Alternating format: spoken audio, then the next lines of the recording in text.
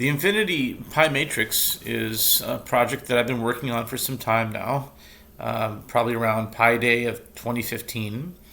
And it is an analysis of the infinite number pi and using it as a means of data mining, or it's basically a theory of everything.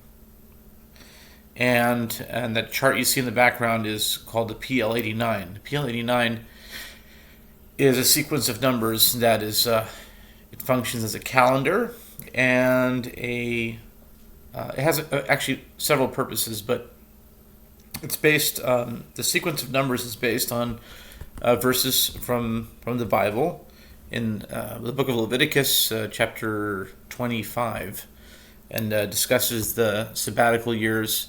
And this sequence of numbers is like a channel, or it's like a filter, or some kind of conduit, or basically, that type of thing that takes a number that is infinite and makes it usable, makes it practical for just about anything you can think of. And it's like a theory of everything. And if pi is an infinite number and everything can be expressed in terms of numbers, then everything's in pi. That's what follows. So it's this time in this work is time for me, I think, to laying out the rows of pi, and seeing if how it's the next I guess step in the process. So here's row 1, and I won't do this whole introduction next time. I'll just do row 2, row 3. The first row in Infinity Pi Matrix, basically it's 3.14. I think many people know that. That's the ratio of the circle to the diameter to the circumference. The line that goes through a circle to the circle, it's roughly 3 times 3.14. So in 2015, the thought came to me that 3.14 should be the number. Some people calculate pi every number after the digit, 1, 4, 1, 5, 9, 2, etc. And for some reason, this thought said 314 is a 3-digit number. It's called 314. It's almost like a word. 314 is a word, and it can be, and every 3-digit number is understood in all 6 of its permutations. Like you have every 3-digit number has 6 different combinations called permutations, of what it could be. For example, 123 can be 123, 132, 213, 231, 312, 321. So 314 is, of course, 134, 143, 314, 341, and 413, and 431. All those are considered the same number in this system, and so it's obviously not for quantifying things; it's for identifying things.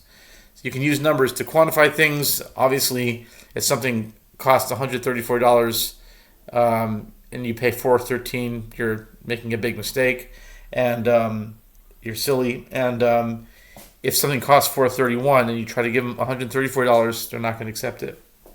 Obviously, it's not for quantifying, and it's for identifying and associating. If you're identifying something, and it's like the numbers are like colors, therefore a 134 looks very close to a 431.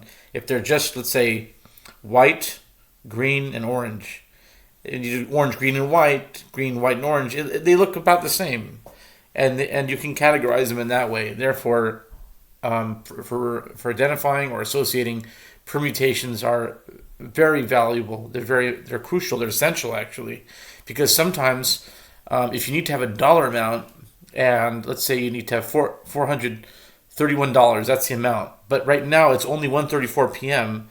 You can't change the time, but you can connect it to the time very easily. You need sometimes different contexts call for different different numbers, you have to have it. You have to have it where the concept is it's the same and yet it's different.